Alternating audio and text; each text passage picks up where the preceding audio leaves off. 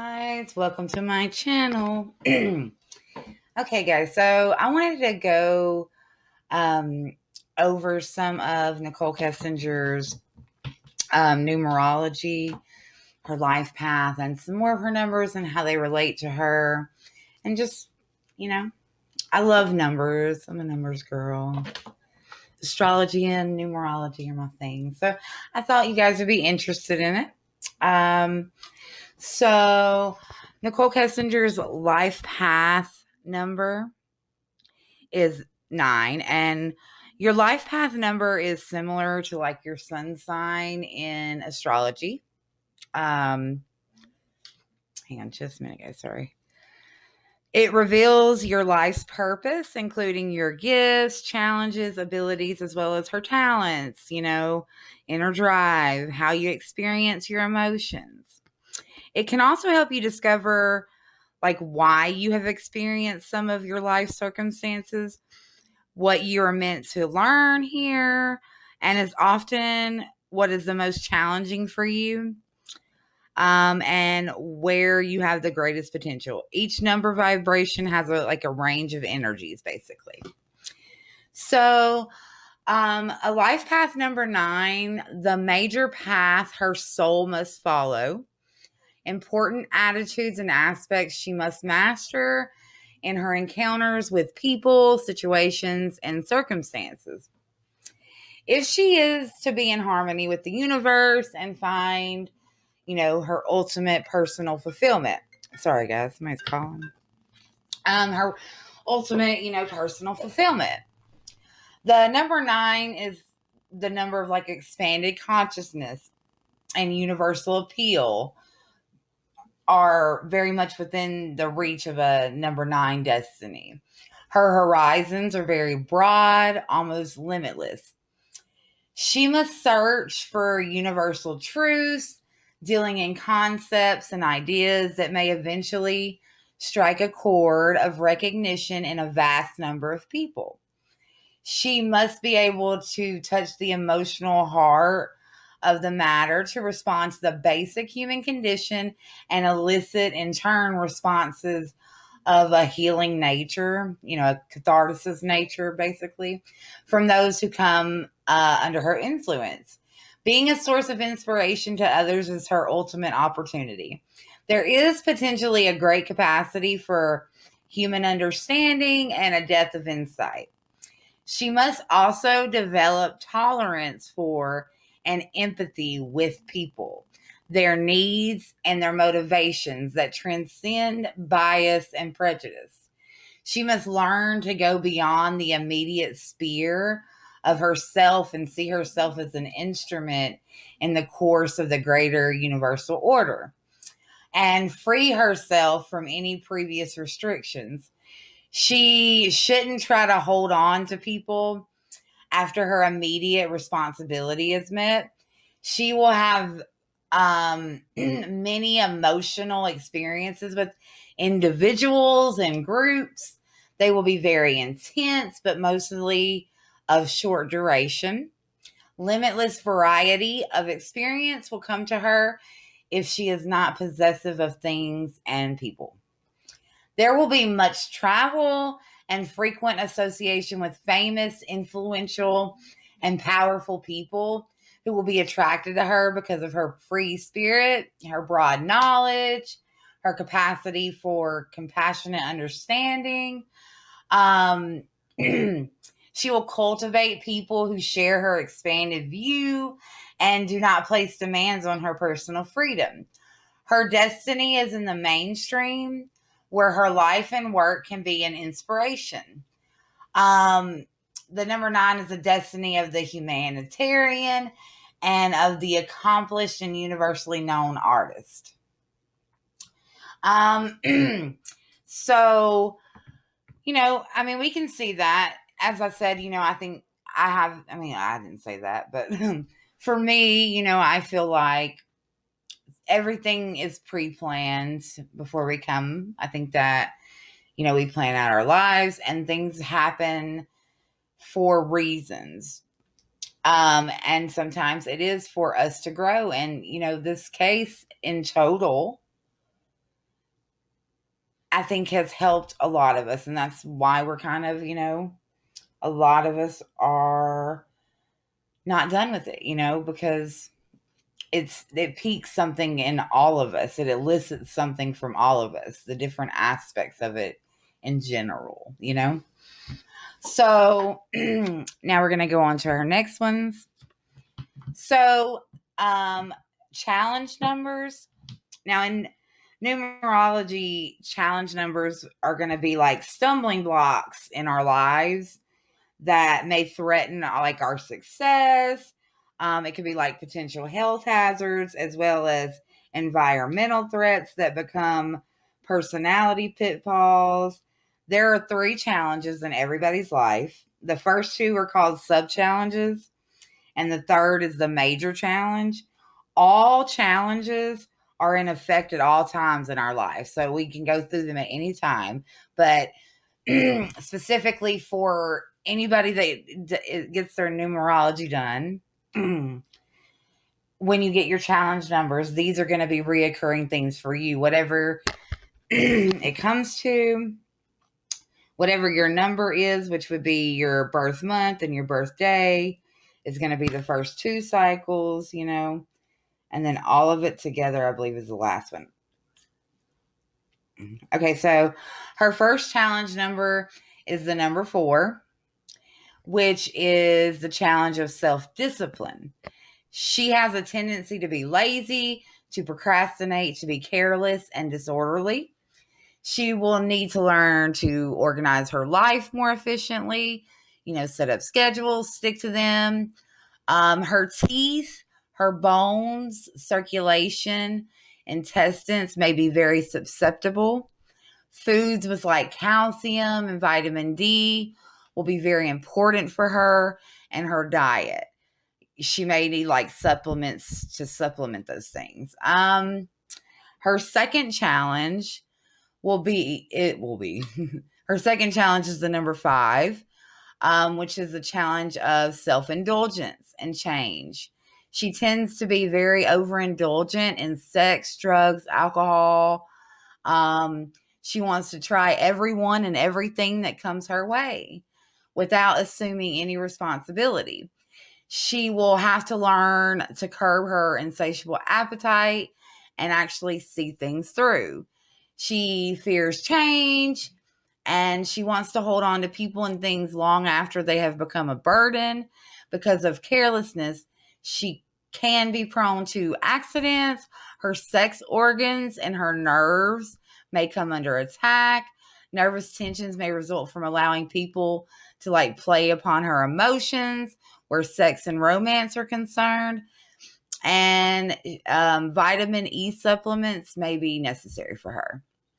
And the final challenge is the number 1, and that's the challenge of independence. She's very aggressive and fights just for the sake of fighting. Her head and her like sensory organs, like, sight, touch, smell, are very susceptible. She needs lots of sleep. Vitamin A foods or supplements are very, very good for her. Okay. So the next one we're going to do right now is her soul urge number, which is the number 8.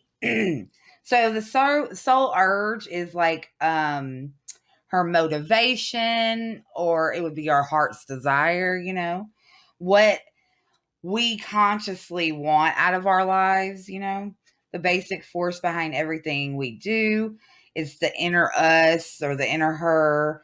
It shows our true motivations, our inner cravings, our urges, our likes, our dislikes. It reveals the general intent behind many of her or our actions and dramatically influences the choices that she makes in life. Okay. So hers is the number 8, and that's the ambition of self.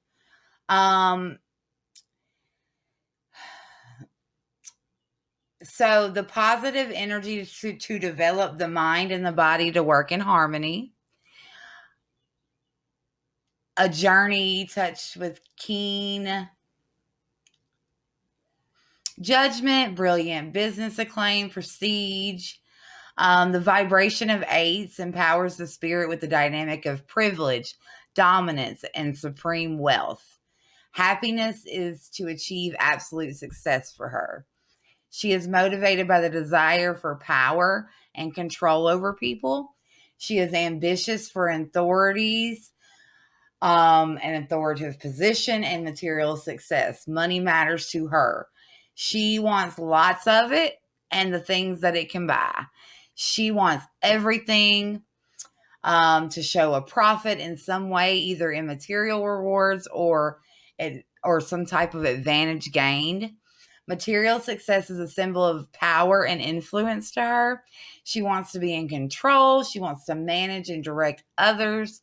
And she loves the responsibility of taking charge.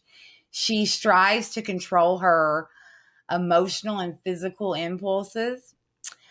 She loves the high life. As a symbol of her position and achievement, she tends to overindulge in rich foods and sensual pleasures. So, not surprising at all. So, her karma number. So, our karma number is experiences that we has not met in past lifetimes, lessons that must be learned in this lifetime. It's our journey through the lifetime is guaranteed by the laws of the universe. Our souls must live within those unspoken doctrines. When we choose to walk outside of these lessons, negative rhythms begin presenting challenges and hardships.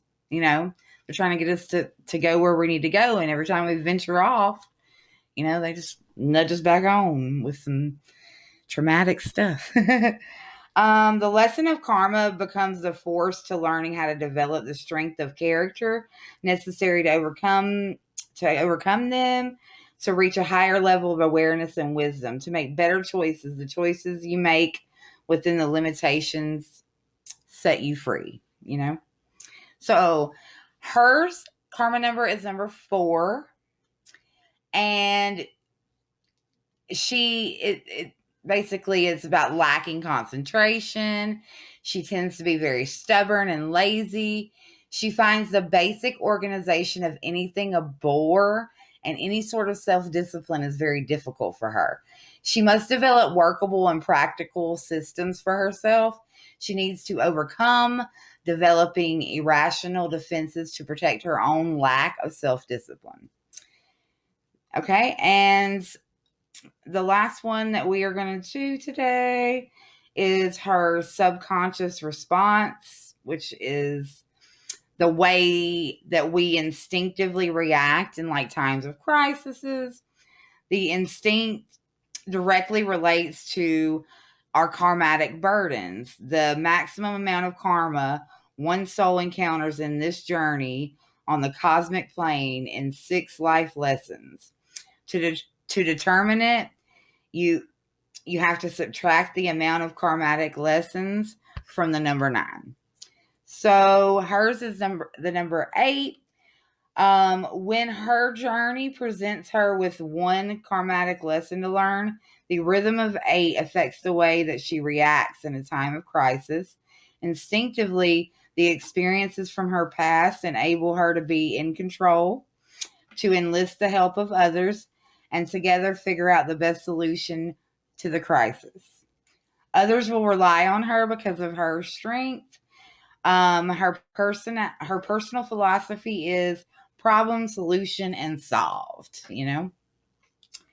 I just think that numerology and astrology are tools that we should utilize. Everybody really should utilize. They give us so much insight into ourselves and into our lives, and really help us be able to, complete what we're here to do. And, nobody's, in my opinion,